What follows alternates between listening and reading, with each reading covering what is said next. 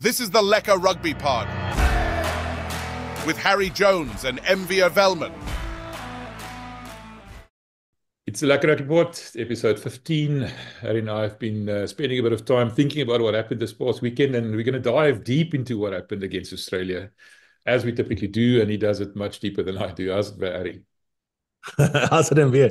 I'm always wondering whether I'm really shallow or really deep, and I think I'm probably both. I veer wildly between the most shallow human in the world, and then I'm like sometimes could be deceptively deep. Let's go. Well, you were accused of breaking the law of averages or something. You can't be both at the same time, but you happen to be both at the same time, aren't you? Don't you? Yeah, I am large and capable of many contradictions.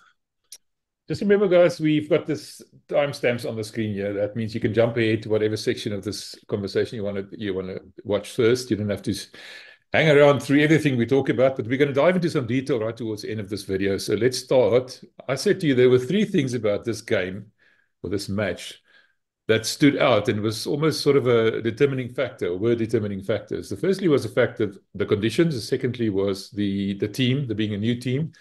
And lastly, the fact that we couldn't scrum, especially in the second half. So let's start with the conditions. How much of a role do you think the conditions played in terms of, getting Rassie the answers that he was looking for or not getting the answers that he was looking for? No, so I think this coaching squad is trying to have brainy Boks. We were always hard, right? We were hard. The way we learned rugby, the way we tried to portray our rugby to the outside world was hard, but we were not always that smart. But flip it, we were hard.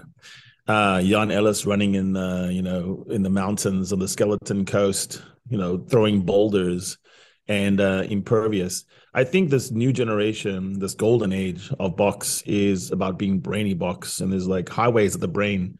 There's neurons that move in bursts of electricity. And I think Rassie and Tony Brown and Jerry Flannery and Stick, underrated, Don Human, they're trying to find players who can make decisions and play under stress.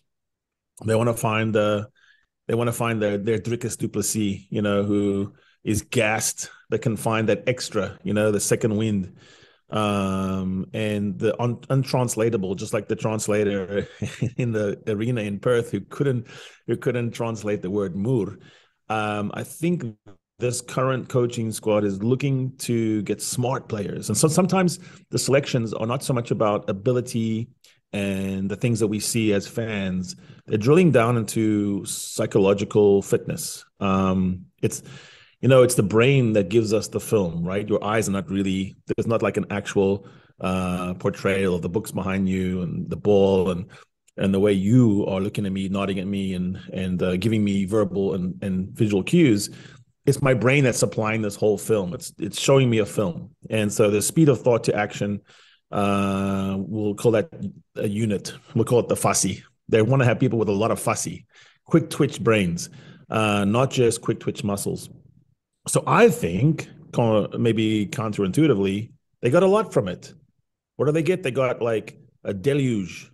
They got a downfall of water that made every little thing harder. Malcolm Marx slipping behind two mauls, but still having the presence of mind to get up and go to create a picture for the ref that he did or did not lose his mind and then scores.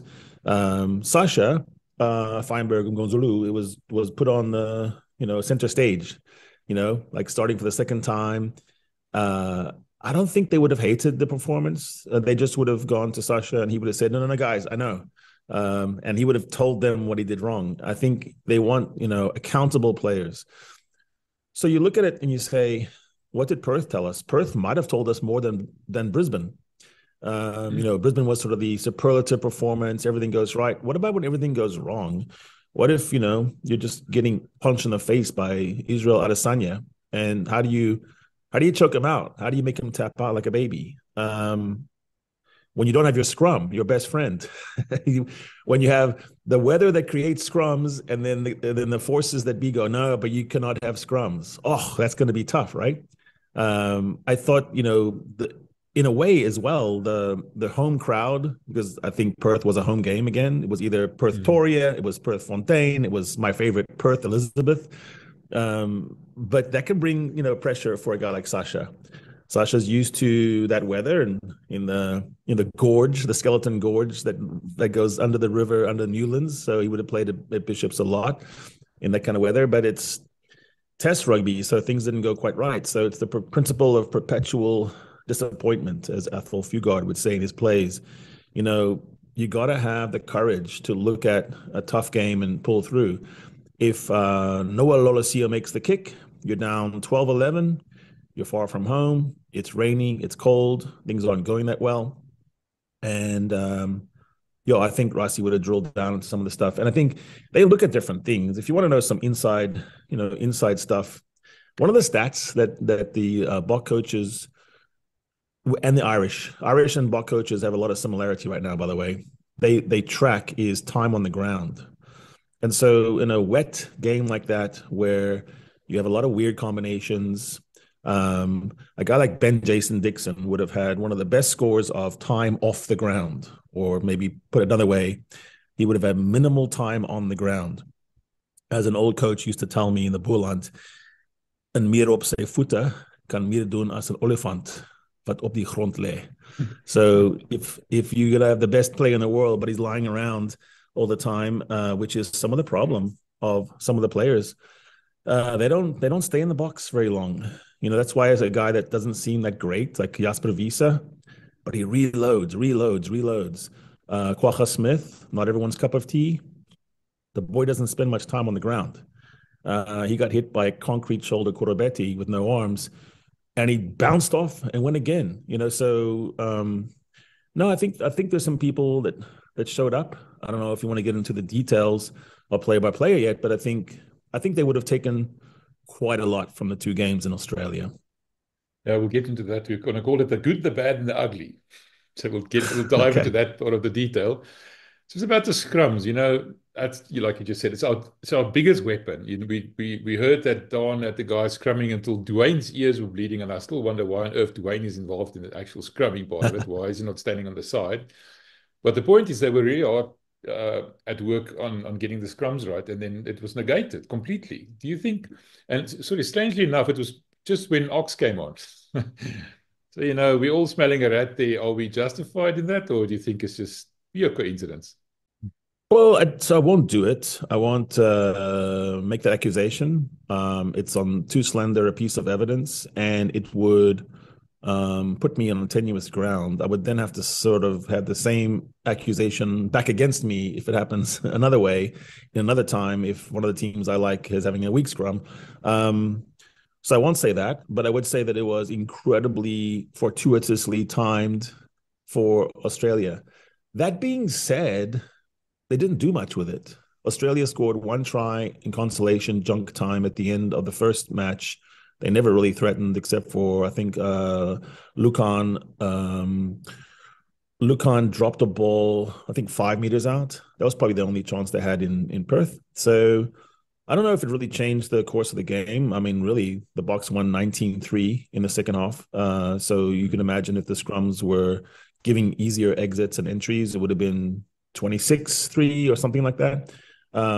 So I do think it's also interesting because one of the things that Rassie and his coaching team have prized is adaptability, this brainy Bok thing, of adapting instead of crying and whining. And Rassie was the chief among that. Rassie talks about how he changed his own mind and said, stop thinking about who did this to me, but instead say, okay, so we are where we are now. No scrums. Maybe that gives Grant Williams more space and time. Maybe when we bring Andre and Manie on, we can play more with that space, because what works for one person works for another person as well. So by having uncontested scrums, they launched some of the most beautiful looking plays that get straight from Tony Brown's playbook, because there was no problem with when to get the ball out. You get the ball out and you go. That being said, I do think World Rugby is really stupid sometimes. And one of those things they're really dumb about is defining the laws of the game around this kind of issue. Why is it that you have some of the best referees in the game at the highest level not knowing what's what? And why is it so easy for us to do conspiracy theories? Because they present themselves on a platter. I mean, definitely the team that didn't want to scrum doesn't have to scrum. The two referees are having have a little, palaver in the middle of the field. I'm like, what's going on? I don't get it. Having a scrum in Daba in the middle of the game and no one knows what to say. So I would say if you were a spectator, if you're one of the 25,000 Saffers in the stands, they must have been mystified too. And so we got to do a better job as a sport at being clear. Okay, the other side of the scrum coin is typically the mauls, and you had quite a bit of a discussion about that, you and I, and the fact that if you do well at scrums, you're not necessarily good at mauls or the other way around. Talk to me about that a bit. That's surprising, isn't it? I think for most, of us casual fans, we would have come at this whenever we started to pay attention to it and said, if I got a great scrum, if it's a dominant, Stormers type scrum, I'm going to generate penalties off the scrum. So just do the same thing at the maul, pack down, get in there and do it. It's completely different skill.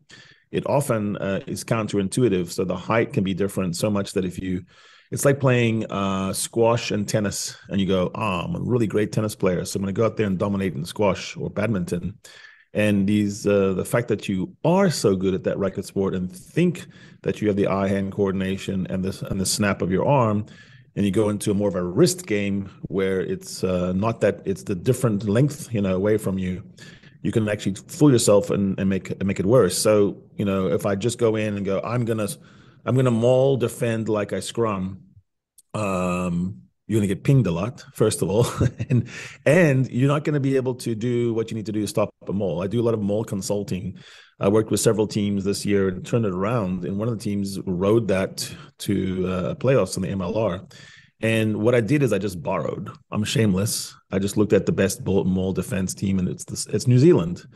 And Jason Ryan is the Crusaders coach who brought the best club level maul D. What he does is he adheres to the concept of stopping the maul by soaking it in and cohering it.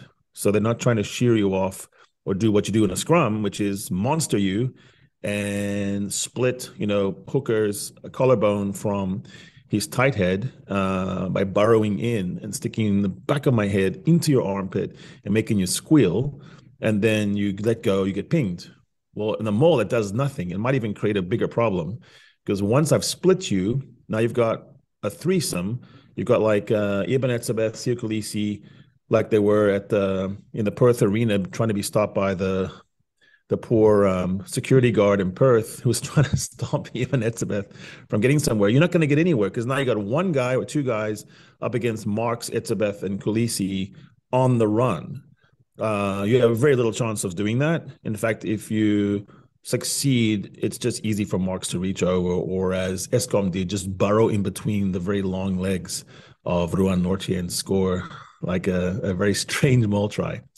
So the maul is very dynamic. Let's get back to the brainy box theory. Why do we want Wonderlic type tests? Why is Rassie and his coaching group looking so much for someone who can catalog stats in their mind, like an Ox Inche got a stats degree? Why is he looking for Ben Jason Dixon instead of some fire-breathing guy who can lift a truck? Because he wants people who can discern things in the moment, the speed of thought to action, visual acuity, knowledge of what comes next based on tendencies, making movies for ourselves in our brains that work. So think about a maul and just put yourself inside one. And how many things are happening at once? The ball's on a maul, there's legs and bodies. Number 9 wants to fish it out. Maybe he does, maybe he doesn't. Someone's saying stake it, keep it in. Someone's saying keep going. The ref says use it. But then right then you start to roll. You go in 20 meters. This one's pulling my leg. This one's pulling, my shorts off my bum. I'm transferring the ball. It's very difficult to see. Everything is very difficult to see. And so you're either choosing to use the maul like an aircraft carrier. You're just moving it forward until someone can fish it out and kick it, and get it to 10. Or you're saying, keep it, let's go. We can make those 7 meters. So what you want to do when you're attacking with a maul is have avenues, boulevards. You're having this sort of floating aircraft carrier, but you're trying to find the best current in which to move. If you stay inside the right current, you're going to get somewhere. You're almost always going to get the benefit of a penalty if you stay together and you get there. There's a beautiful example of a 20-meter maul in this game where because of what the Wallabies put up Lucan up in the front, but Marks gets it really high and gets it to Ruan. They come down to the ground and there's almost no one in their pathway. And the Boks just kind of get set and you have an almost perfect arrangement. In the case of a scrum, you would have props in front of locks. In the case of a maul, you want your locks in front of your props. What you want to have big locks who make a big shield. They got bum stuck out. Ruan Norte's got a particularly long setup, so he can kind of just march backward and crawl backward.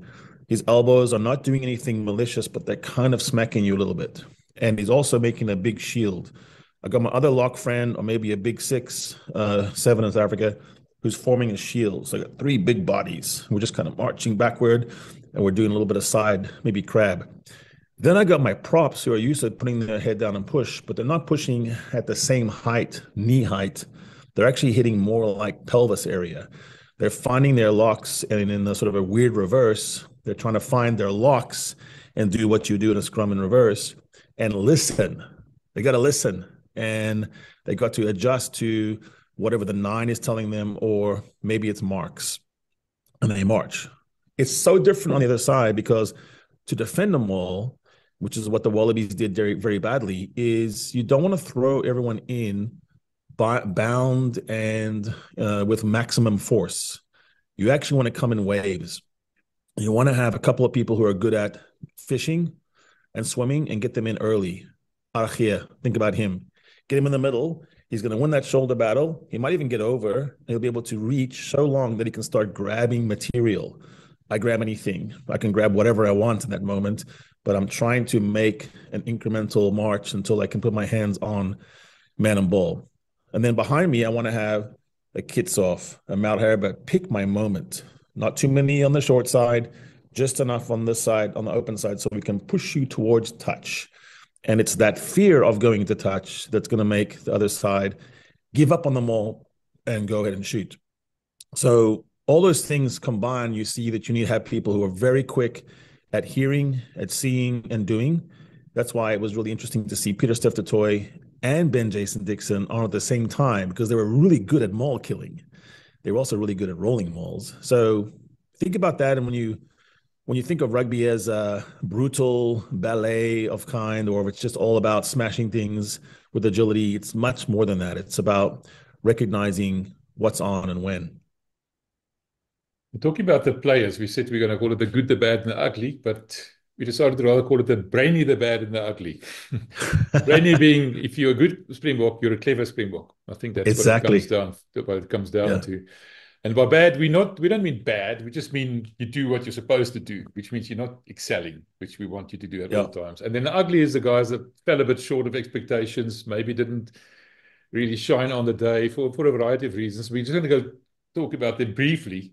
And when we talk about the brainy or the good ones, I laughed at this before we started recording, but Eben, Peter, Steph, and Malcolm Marx are always up there. They're always part of the brainy/good bunch.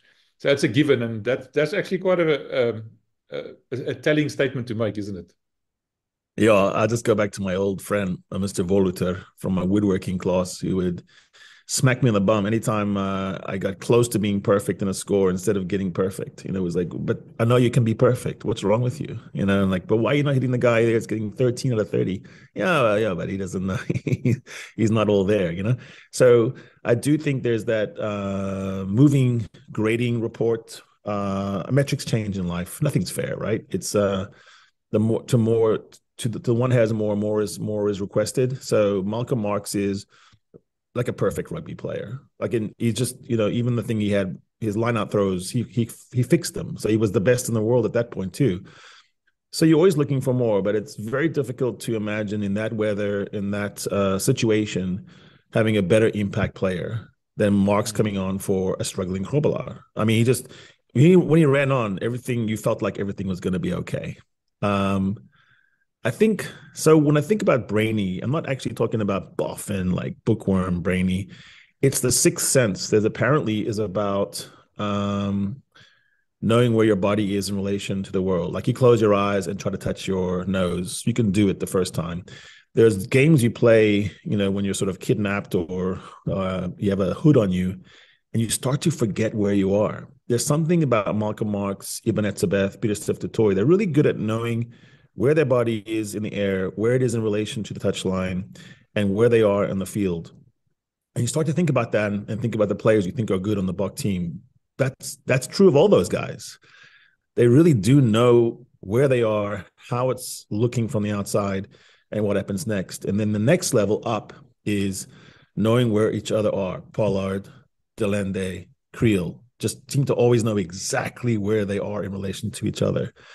So no, I thought there was some good performances, beyond Marx and Pieter-Steph and Eben.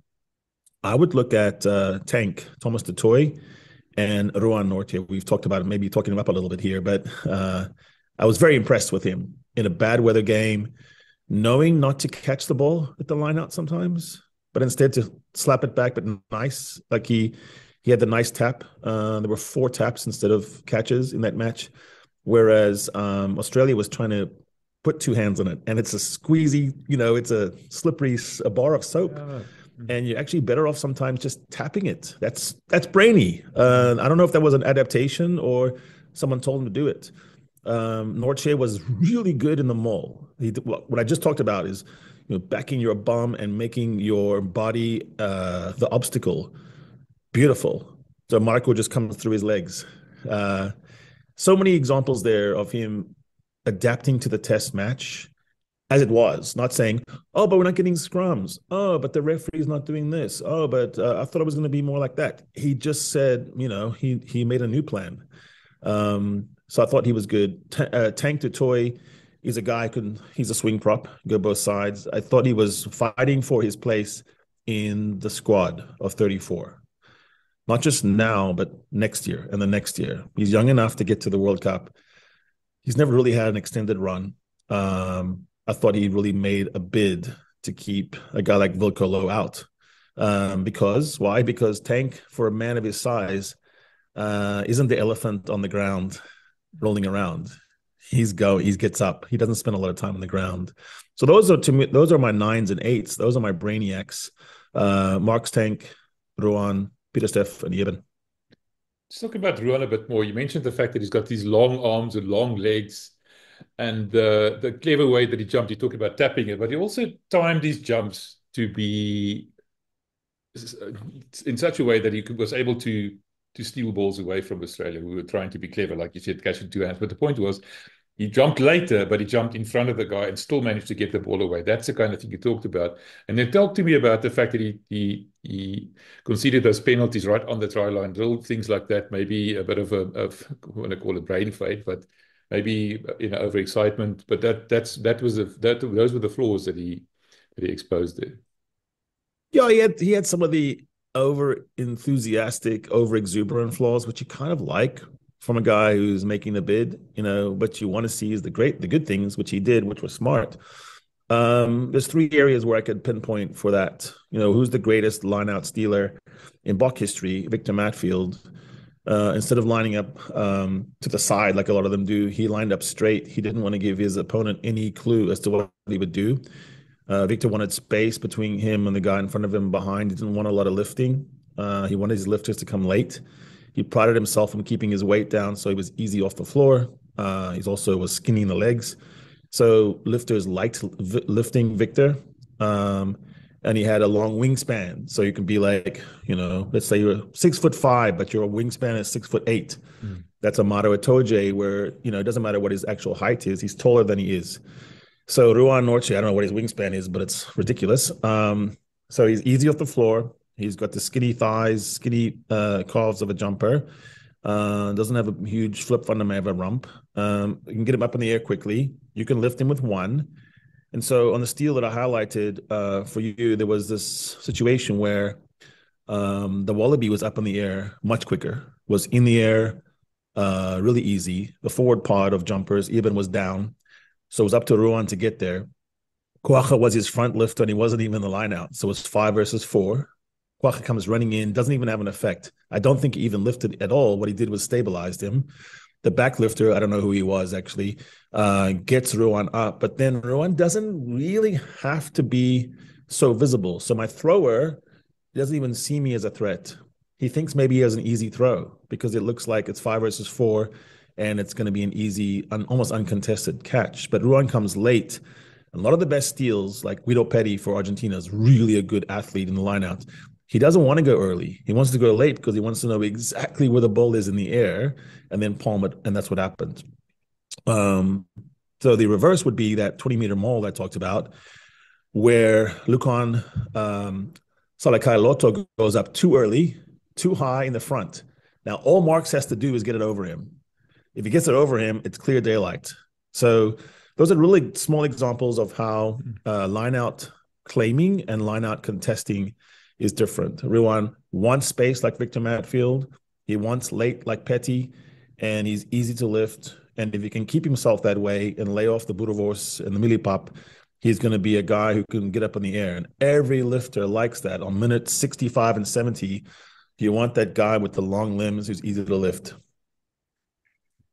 Still staying on Ruan, I read over the weekend that Jake White says he's going to start playing Ruan at number 7, interchanging him with a 5 and a 7. Your thoughts on that? He had energy. I could see that. He's not heavy, so I think a part of it is always holding you down as you're too heavy. And the problem there is getting low enough to clear rucks, because if you're going to play 7, then you got to clean a lot of rucks. Ron did well there as well. I thought he was actually pretty tough around the ruck, pretty aggressive. I liked how, I think there was a score, a try, and you could see him kind of just slapping Boks, and he was hitting them with force. He's one of those guys, even when he loves you, kind of hurts you. So I think he's that kind of guy. I actually thought the whole season that Ruben van Heerden was going to be this man, by the way. So it's interesting to me.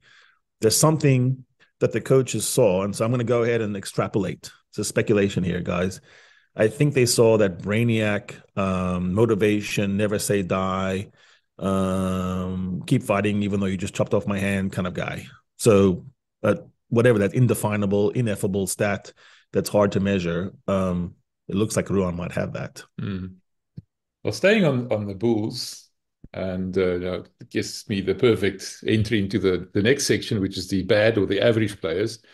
Jan-Hendrik Wessels, another headache brewing at the Bulls. Jake also said there that he's more than happy to use him as either a proper hooker, Jan-Hendrik Wessels, like I said. But he was the guy that, difficult to say how he did. I think he had the upper hand against Alan Alatua. He was scrumming good or well, and until the scrums weren't contested anymore. But that guy is fast. I mean, that try that Fassie scored, it was a clip. He was right next to him. He was right there. And that's one of the reasons why he's in this team, isn't it? He did better than Andrew Kellaway on the cover. And Fassie's as quick as it gets. So I had 12 players rated at 7 on my ratings, which you can see on my socials without explanation. But I would show my work is that he was good on set piece. He is someone that you can look at as a versatile player. And I know this coaching setup really wants to know if there's a card or what happened in the World Cup final, or if you load up a 7-1 and something goes wrong, or you're at a 5-3. He's someone who can move across the front row. And so he was definitely in my group. And when I say give a 7 to Jan-Hendrik Wessels, that's phenomenal. I mean, it's ridiculous that Norke or Ben Jason Dixon would rate so high in such an early part of their career. So it's difficult to play the front row. Like I said, your vision is cut down. People just don't understand what a front rower's vision level can be. I mean, you're stuck, you're just under a car and someone's beating you on the shins with a cricket bat. So, it's difficult to play. I thought he was great. I thought he and Marco were really good on the day.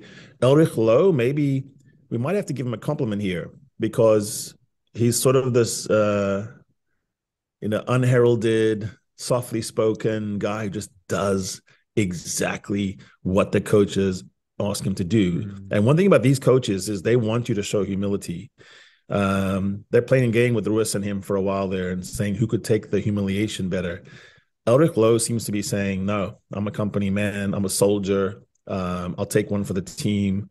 And so he's coming along too. There's plenty of players who get a 7, which is enough to win a test match if you have enough people at 8 and 9.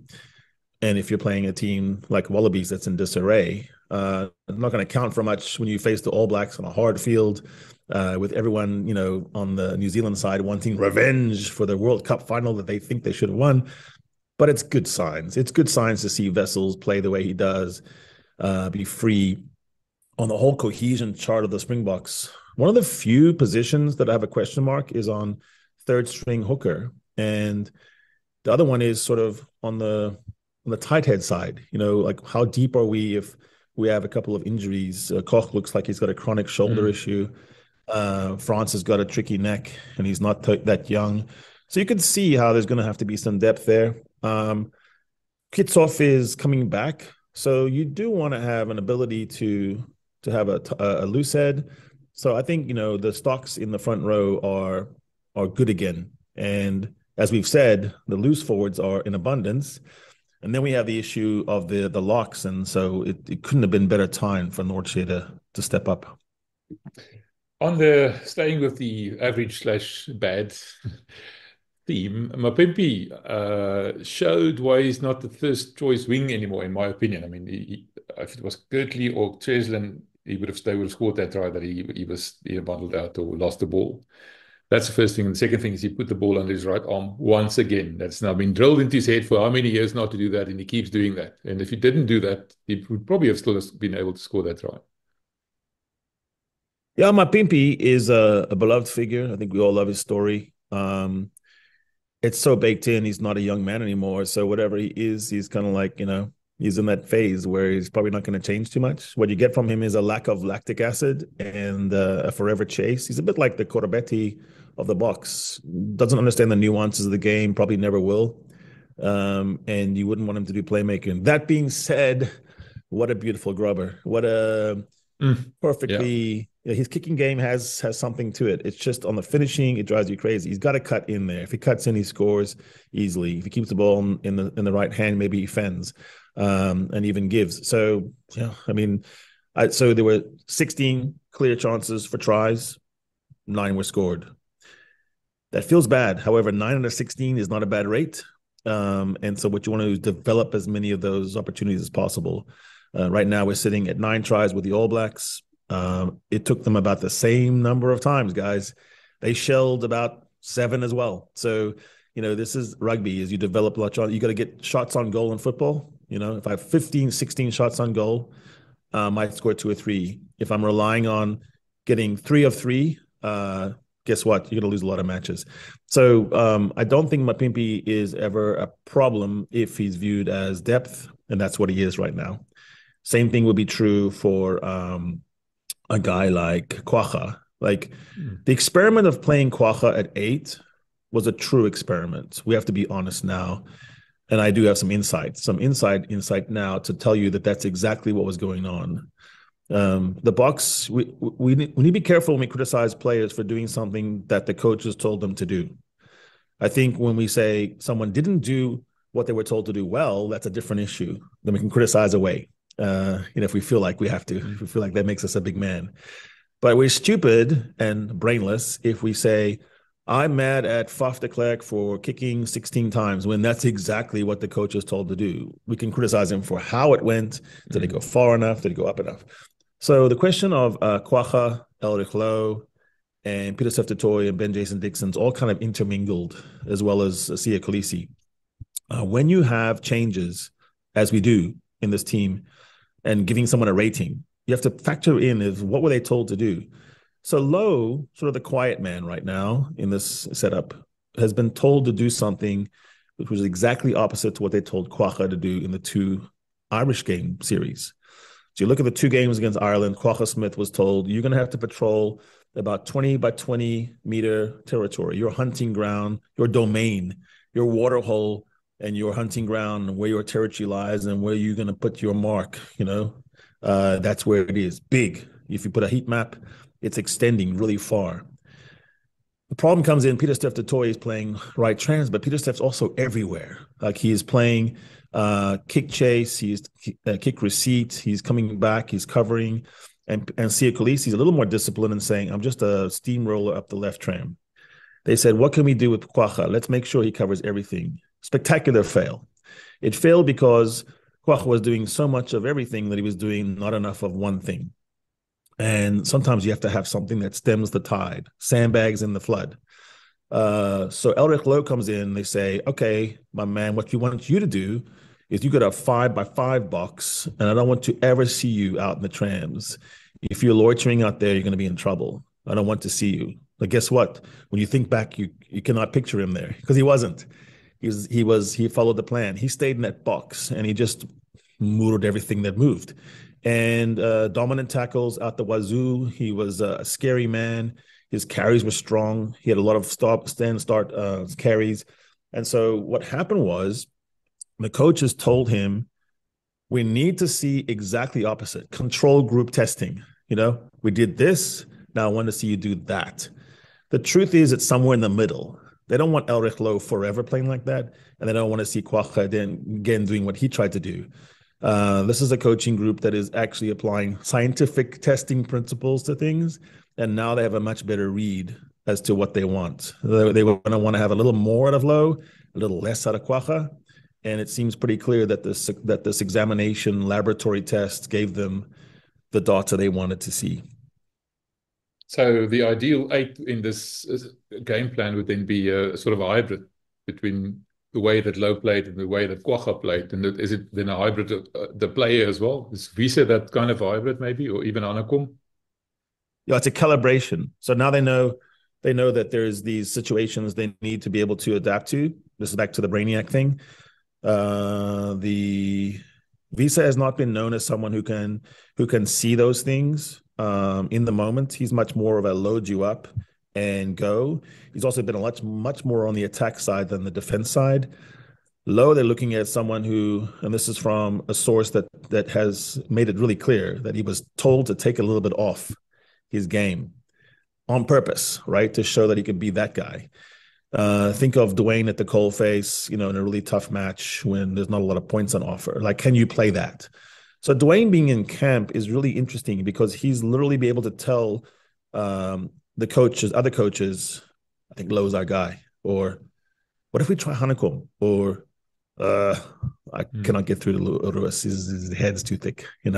That kind of stuff is really interesting because he's still close enough where people are going to come clean and talk about it, or they're going to emote and say things that are dumb. And Dwayne's going to narc on them kind of. So he's going to go back to the coaching group, and Dwayne also can go to the family of the players because he knows them and go, hey, don't take this as a bad thing, but we need your boy Lowe to just grind this week. Let's see how grindable he is. And then, okay, that was good. Now in Perth, go even more. Wet weather game. Let's imagine we're in England in November. What's it look like? So I do think that Lowe is shaping up as that. That being said, there's Hanekom, there's Ruiz, and there's Buthelezi still in the grand scheme of things, and Wiese is still the incumbent. I think when Wiese comes back, and you would think that against the All Blacks, he's the perfect, return of a monster, just seething like, unjust. I should not have got that many games banned, whatever. You're going to see a hot-headed, hair on fire guy. Like we say in golf, when you shank one drive, the next one, you got the red arse shot, where you just come out of your shoes. You think Wiese is going to be that guy.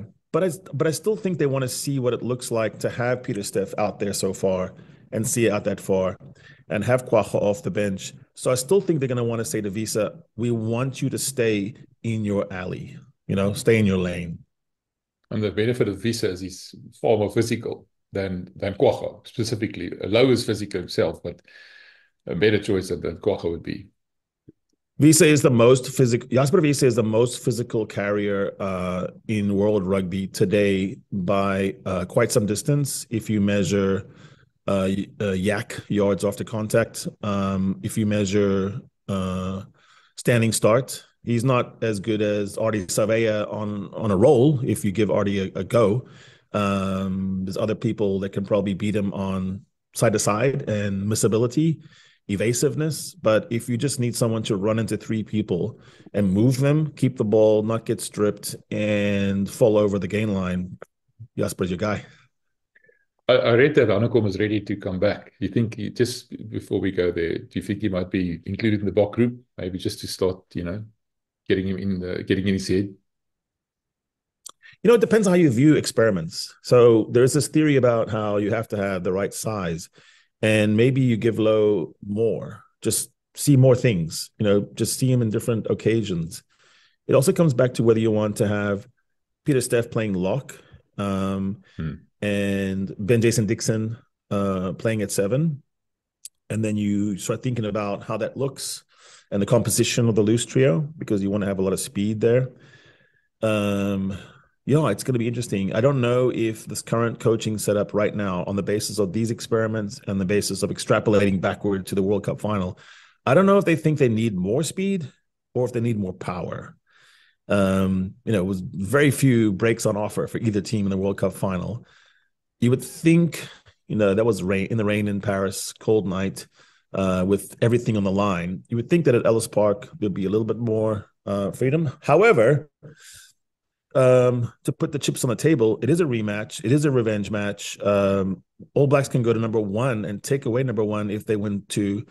Springboks can surprisingly win the whole bloody Rugby Championship by round 4 if they blank the All Blacks and the Wallabies blank the Pumas.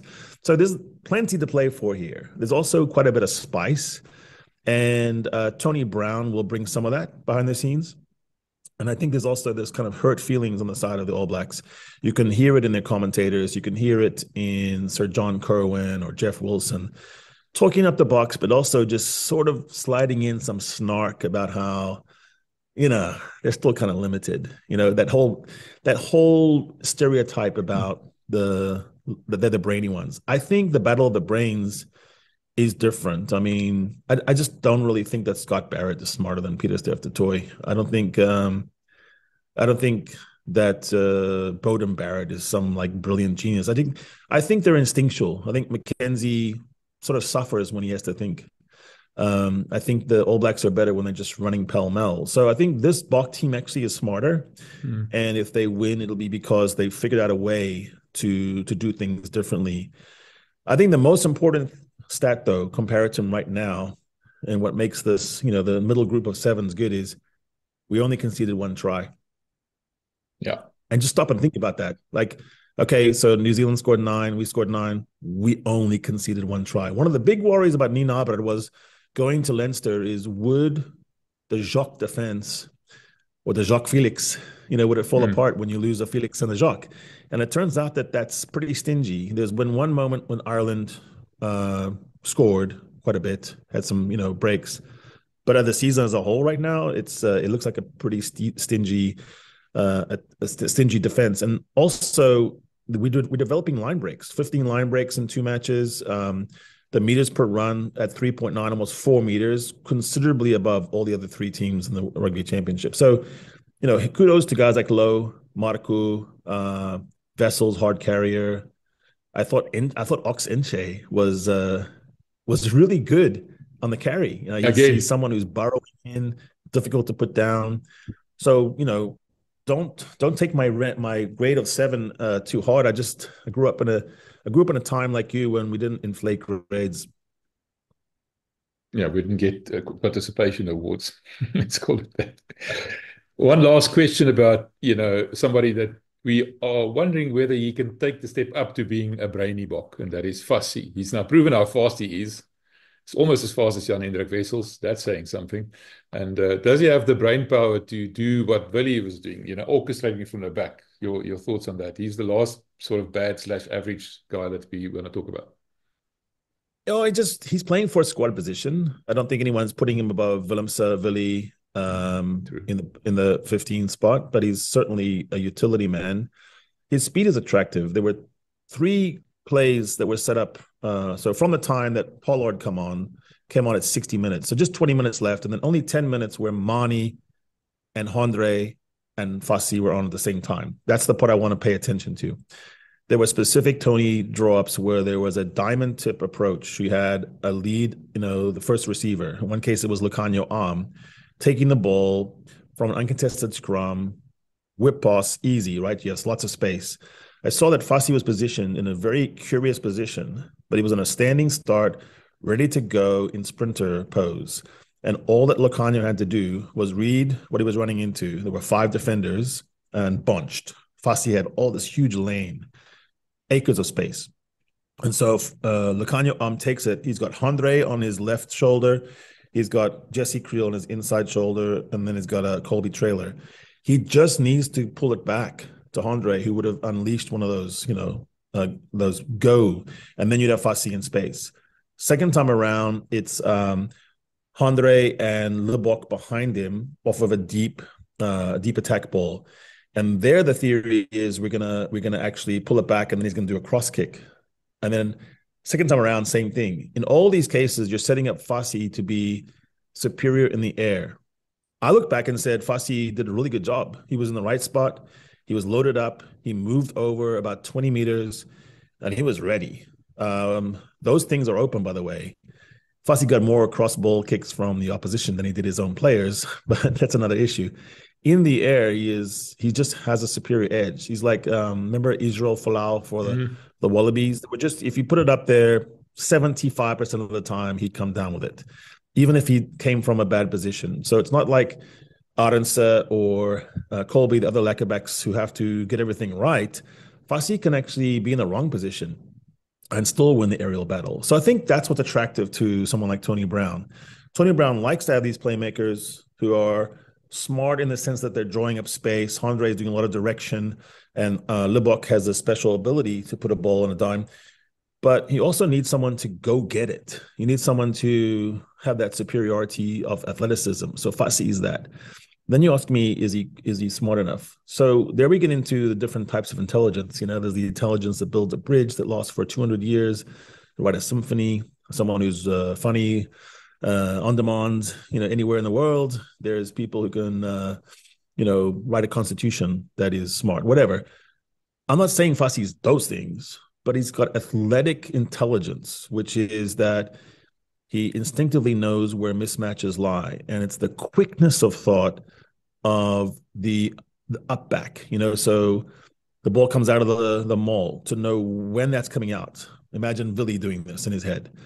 So go, like immediately run to a spot and then make yourself visible.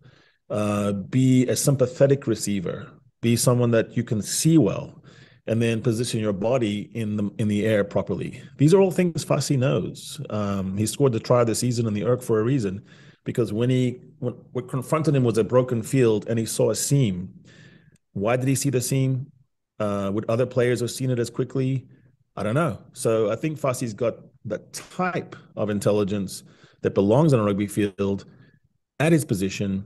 It's still the jury's out on whether that's a wing or a fullback, given the fullbacks that we have on disposal. But he's definitely a guy in a broken field game or when you need something to happen. Picture Rico Ioane for the All Blacks. He's probably not going to be, the head boy with academic colors. But, geez, he can find space. And when he goes. And he won a game in Ellis Park 2 years ago. So that was purely because he understood how to break the line. So Fassie is someone that I think is worth hanging out with. I had him ranked at 7 in the middle there with guys like Kwacha and Williams and Lebok. And I think, in a really tough conditions with swirling wind at that stadium as well as the rain, he looked really sure-handed. Right, those were the highlights, but there were some lowlights as well. Some players not really covering themselves in glory, or maybe not really living up to expectations. The moment maybe a bit too big. The so-called uglies. Let's call them uglies. Tell us about that. You gave some of these players got a low rating. Let's be kind. Yeah, so there were 5 players that I thought played below their standards or are still trying to find their way, and we're not even sure they're going to be test players or not. Just like we had Jordan Hendricks kind of have a cameo, and then, it's good to know. It's not nothing against the player. You could have a long, distinguished career and have a wonderful life in rugby without making the next grade. So 2 players that are definitely at grade, Lukhanyo and Jesse Creel didn't really combine at 12 and 13. Less of a knock on Jesse here than on Lukhanyo. I think Lukhanyo failed if this was an experiment. And probably it was, to see if he could play the 12, because I know that the coaching setup is not in love with Andre Esterhuizen. So the idea of having someone at 12 besides Andre was attractive. Missed his cues, like I just pointed out on the first receiver. He took crash ball. He took crash ball that made Andre Pollard have to clean 2 rucks in the next 3 phases, when all he had to do was kick it out the back to Andre and would have whipped the Fassi. We would have been, I think, weekend special. And by the way, they would have made Fassi look a lot better too. So he would have had 2 tries, and it would have been, and you would have seen how well he positioned himself for a run. So one thing about smart athletic players is they also know how much it takes for them to get from A to B. They're just really good at that. They're good at literally spatial relations, I think it's called. Is the prince of that. I just think he's a little bit off. He's not seeing things around him peripherally as he does normally. So I gave him a 6. Same as Sasha. Sasha had some really good moments. He also had some bad moments. And those moments that he had have to do with exuberance. They have to do with, the adrenaline surge. Second game as a Springbok fly off in, Sonny Bill Williams wanting to chat with you, and that stuff is hard to handle. It's the mentals. And so we get back into no one's ever going to accuse Sasha of not being brainy. The kid is really smart in every one of those definitions, including non-rugby stuff. But it's just that handling it, is going to be, I think Sasha over the 2 games outperformed expectations. And yet I think that they'll look at this one and say, Andre's definitely starting at Ellis Park and Cape Town. There's no way they're going to get around that. So when I look at why I would give Sasha, Lukhanyo Jesse Creel a little bit lower, is just recognizing opportunities and probably not kicking enough. I think when you look at the number of kicks across the 2 games, the Boks could have done with a few more. And that's not just from number 10 and 12, but also from number 9. But still, it needs to be about 30 a game in the way that the game is constructed nowadays. All Blacks went 35, and they looked good doing it. They had diversity of kick. They found the grass a lot. They had angles. They had diagonals. They had parabolas. They created all kinds of uncertainty, and that would have been good. As well, and Creel didn't have the offload game going. I think, you really miss Damian Delende when he's not there. Sometimes when he's there, you're like, oh yeah, it wasn't that great. But no, you really see what he brings, because he does get the ball free in contact. So that's where I found that. My only 2 really bad grades, because I think 6 is fine to test, is Grobelaar and Morne van der Berg. Both 5, and I might be talked into something less. So on the first side of it, what was the bad news of these 2 games in the Rugby Championship so far? Given it's hard to find bad news, 10 of 10 log points, plus 44 points differential, 9-1 tries, and a chance to win it in South Africa in round 4. But turnovers, we lead the league right now in turnovers, 14.5 a game. We didn't do good at maul stops. We didn't read mauls very well when it was rolled against us, and that'll be a problem against the All Blacks. And we were carded too much, and we had too many penalties. Sometimes the guy who gets the penalty isn't only to blame. Sometimes someone else did something before that put the person under pressure, and they get pinged. And so that's why I'm looking at Grobs and Morne. Morne was thinking too much that it was a dry track in Josie, and he could run around and he could beat someone to the corner. He could ship the ball instead of spiral it. He just looked like he was trying to do too much in a game where you just needed to get it to your outside backs quicker. And so I think that was probably one of the big fails. I don't know. So, he's playing in a crowded field. There's Yankees, there's Hendrikse coming back. There's Kobus tested, done, what Fafi is, but it'll be a year before we see it again. There's not a whole lot of uncertainty at 9. So I think he had more to prove. And maybe he put too much pressure on himself and thought he had to be a superstar, but it didn't work. And then Johan, I think it's hard to know how bad it was throwing into the lineouts, but it wasn't just that. So he didn't do well there. But he also just around the park seemed to be a little bit confused. And maybe it's because no one could see anything, and it was like playing in a shower. but it's still, you still want to have more from a Bok hooker. I don't think he made a case. So in summary, Noordke, Jan-Hendrik, Elrich, I think, made the rise into the promised land. Sasha held firm. He's definitely an option. He's definitely horses for courses, and he's definitely someone who's like firmly in the picture of squad of 34 and in every discussion about a team of 23. And then I think Mornay and Grobs were the big losers. And the one person who didn't play, Ben Jason Dixon, was actually the find of the entire tour. To talk about depth at hooker a little bit, because Grobler was supposed to be now the third best hooker after Bongi and Malcolm, but he didn't take the step up. So I'm wondering whether Jan-Hendrik Wessels might not still end up being used as the third place hooker, because that's where he's playing for the Bulls. He was Jake moved him to hooker, but I still think he might fit in there. And the thing about Grobler is, and he's done it countless times for the Bulls, and unfortunately Jan-Hendrik Wessels has done it the same thing to a degree. When it comes to the big moments, they stuff it up. Throw ins at the line out over the top of the players, things like that. When they're on attacking on the 5-meter line and the likes, they seem to struggle a bit, both of them, when the pressure's really on. Do you think Wessels might end up there, or do you think he might have a bit of a big match temperament, or where we going with this? Oh, you're gonna hate this, but bring Brack, Baranas, Dion Fourie forever out of retirement. No, just kidding. Akker is someone who's risen to the moment at times. They want someone younger though. So they want someone who is the right age at 2027 when we're talking about the third string, the understudy.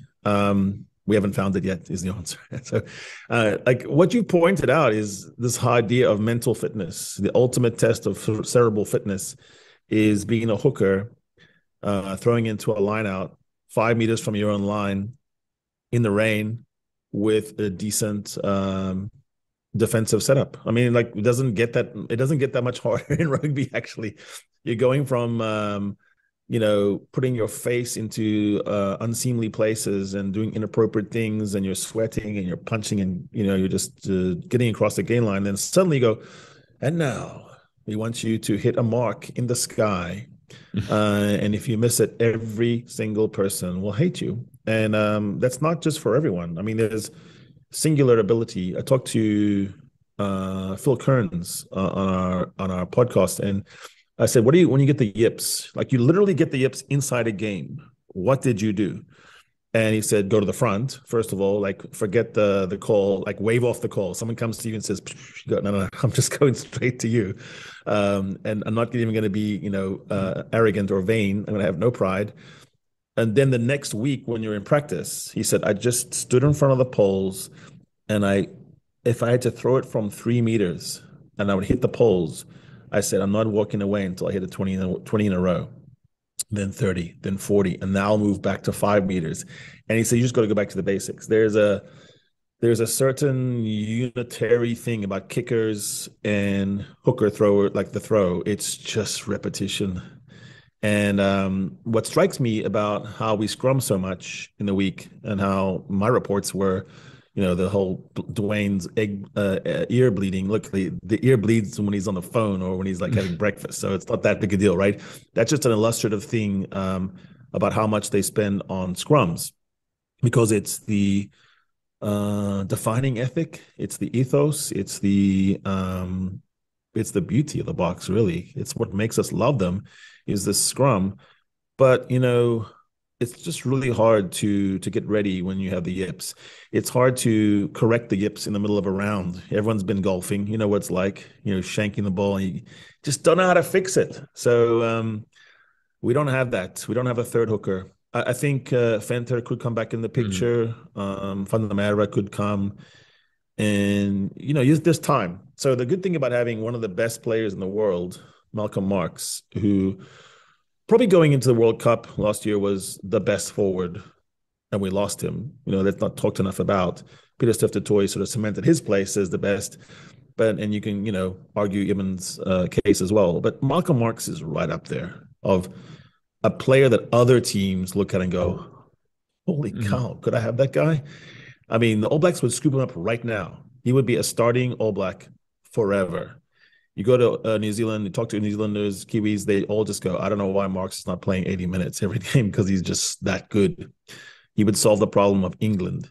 He would definitely give Movaka, a tussle at France. And Sheehan and him, just basically almost the same player. So, I just think it's difficult. We want to have those guys healthy. I think they need to play rugby, but I don't think that Marx and Bongi can be too much appreciated right now. They are absolutely a 1-2 punch. Very different types of players, but you know what you get from them. Mm-hmm. So if I had to think about one thing, the one position on this map that I'm looking at right now, because the back three is great, midfield is, world class. 9 and 10, we have so many choices and types and styles. Loose forwards are plenty. The lock stocks will always be okay because there's always someone we don't know about. And then Ruan's there, or it could be Ruben, doesn't matter. It's hooker, which is weird. I just don't think, I think no one is struggling on the core roles of the hooker except on the throwing. And then a little bit around on the park of knowing how, just understanding referees. I just think there was a problem there where Grobbelaar thought that he had to be involved in every little thing except, and you look at Marx and he's really good at picking his battles. I think that's the key. Right, we talked about Tony Ball a little bit just before about the diamonds and the likes, but I want to talk to you about Manie and Pollard. We were wondering how Russ is going to, apply them. He had 2 on the bench, fly-offs on the bench, and then obviously Sasha starting. How did it pan out? I asked you on Saturday on the WhatsApp. I can't see where they're playing, what they're doing. What did they end up doing? How did Rassie use them? They doubled them up. They put them in the same space. They put them in a space where they could, if they reached out, they could have clapped hands. It worked better when Manie was first receiver and Andre was like 12, the second playmaker, like almost like an Aussie system. That was the one where the kick went to Peter Steff was from Andre. So Manie takes it and then he creates space for Andre by freezing and giving. And then there's actually no one challenging him. So Andre can put it exactly into Peter Steff's hands and he almost scores. And probably if they were playing on a different day and, Peter Steff had his superpowers fully invoked, he would have scored anyway. He just would have ridden the tackle in. But at the time, the game was gone. When all the way around, when Andre took and he did the pullback, he actually missed Manie, or Manie was in the wrong spot. I don't know who was to blame there. Second time around, he did get it to Manie, but Manie held, not used to playing 12, and got smashed. He had the cross kick signal, and he wasn't able to do it. But I think he should have taken contact in a different way. You don't want your fluff getting smashed that bad. So I think right now that's not a very big size sample. So if you had to play that an entire match, you would think that they're going to try and bring 2 playmakers in there, but they don't know each other well enough yet for it to work against the All Blacks. So I don't think they'll try it. I think they'll come back to that against Argentina or on the end of year tour. Right. So if you had to, you've now given each individual player a rating, but if you had to give the Springboks as a team a rating on this specific game only, what would you have given them?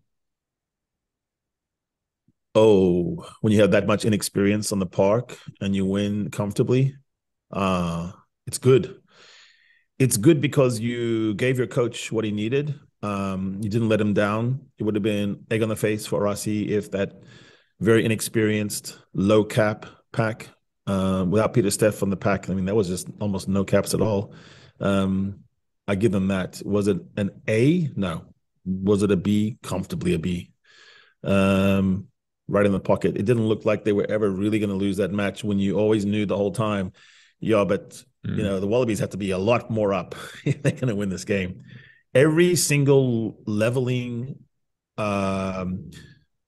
nature element was in play. The wind, the rain, no combinations, no caps. You get away with that, you feel like you're bulletproof. I mean, You just go rob another bank. We're supposed to do one today. No, we'll do 3 more banks today because, it doesn't stink. I can go anywhere and do anything. I think forgotten in this is breeding confidence underneath the starters. There's also confidence when anybody can come on. The Stephen Donald effect, the third string New Zealand 5 comes on, bangs them to victory in a narrow one over France. You want to have Dion Fourie. You want to have a guy who has unassailable confidence. From where? How does he get it? Where do you get it from? From your mother, your father, from the fights you had as a kid, from the fact that you just like danger, whatever. You've got to find that in your squad. And you don't know on the training ground. You don't know when you're sitting around and everyone's just talking shit. You have to have, you got to get down into, you got to go and have a fight somewhere and see if someone likes to fight. So I do think this was valuable information. And thankfully, we emerged with the best record in Australia in forever. So before we get, too persnickety and always look for the downside and immediately go to, but this didn't happen, and but this other thing didn't happen. Just remember, plus 44, 10 out of 10, and the pole position, to use your parlance, in the Rugby Championship, first time in forever. And something also, like if you want to, on the All Blacks, you got to have your foot on their neck or they're at your throat. So this is the thing. We have a chance now. Stop the excuses. Hey, coaches, experiment's over right now. Can we just go back to one thing, which is let's actually put them away. I mean, in Ellis Park, let's do what we did to Ireland. And then let's make the right adjustments for Cape Town, because it'll be a different match, and win the Rugby Championship, which is not the most valuable thing in the world, but go ahead and win it, because it doesn't subtract from all your other goals. You already got your experiments in. Let's go ahead and win it and actually get full value, another 10 points. At 20 points on the log, there is a chance that they could be celebrating without the cup itself, but everyone in Cape Town would know that it was a win. Then you can do whatever you want with the Pumas. That's to me my dream. Part of what you said there is the fact that Australia has to smash Argentina for us to be able to win it after 4 rounds if we beat the All Blacks. And now the question arises after this game. Is Australia in a position to be able to do that? What did you think of Australia's performance in these 2 games?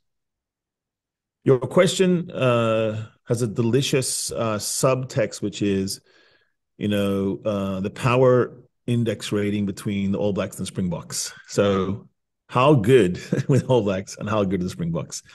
How much could the Wallabies flex? How much better could they get? And then have we already seen the ceiling of the Pumas? So the problem with the Pumas is that they don't have their locks healthy. Lavanini's playing off the bench, and they don't have a recognizable front 5. You saw when they had to actually play like a tight 5, they got monstered. When the scrums were actually happening, it was good night.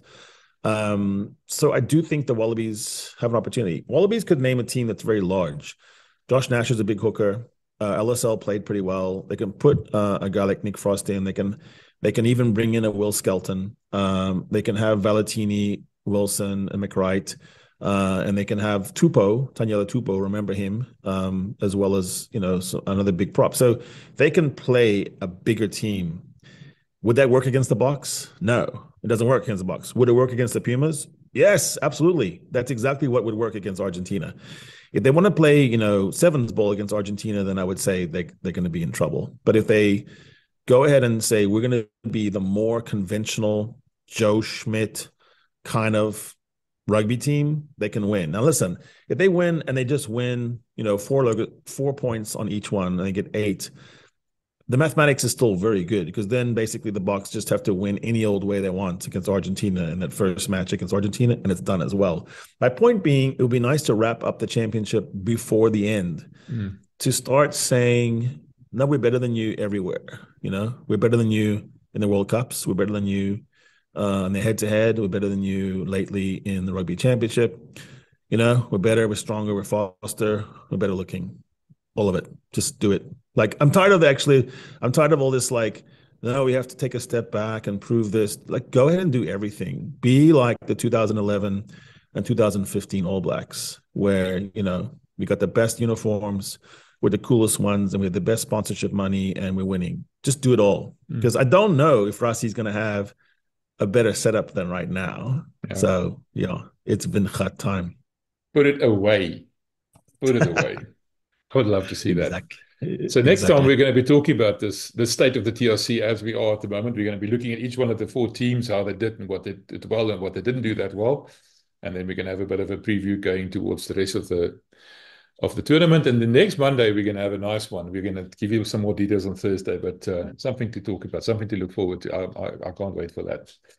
Cool, So here's our regular slot. Yeah. What would they have been if they weren't rugby players? Yes. Let's start with, you mentioned Ruan now, the little gangly guy with the long legs and the bushy beard and everything else. He's now been quite prominent lately. What would he have been if he wasn't a rugby player? He'd be stationed at the South African Antarctica station. He'd be a polar explorer.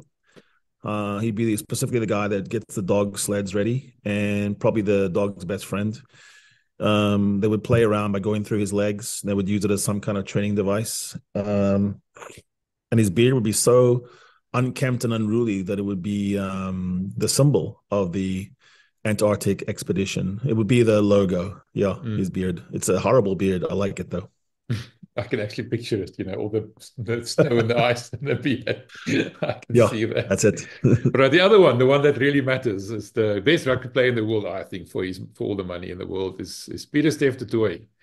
We can have a bit of discussion about that later on in this series. But what would he have been if he wasn't a rugby player? Jeez. Pieter-Steph's a mercenary. He's that guy that, like, you're kidnapped in the Colombian jungle. The Medellin cartel is fighting the Cartagena guys, and you got caught in the crossfire because you're doing whatever I do. And, you're just languishing there, eating rats and stuff. And then, there's the whir of the helicopter choppers, the bunch of shooting going on. Your jailers are getting killed. And who walks in the door, just picks it up, moves it quietly, sits down with the thing, and just tells you, oh, no, it's going to be okay. It's my plan. It's Pieter-Steph. And he's clean shaven, which is weird, right? He's the opposite of Northgate. He's always clean shaven, always looks like a guy. He doesn't even curse, doesn't swear. And you think, it's going to be okay. Everything's going to be all right. I'm not even sure what flag he's flying in that situation. He's just a guy you bring in when you have a problem, and he fixes it. The Terminator. That's a good name for it.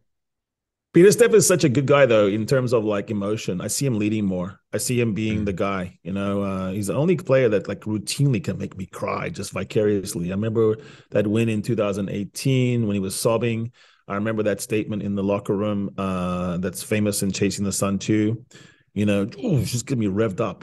Like if a guy like that, it says, what you got to do. Yeah, that's you lose it a little bit. Good man tears. All right, Harry, thank you. That was quite a long one. I have to just get editing now. Thanks, appreciate it, man. The manifesto. Here I go. This is the Lekker Rugby Pod with Harry Jones and Welman.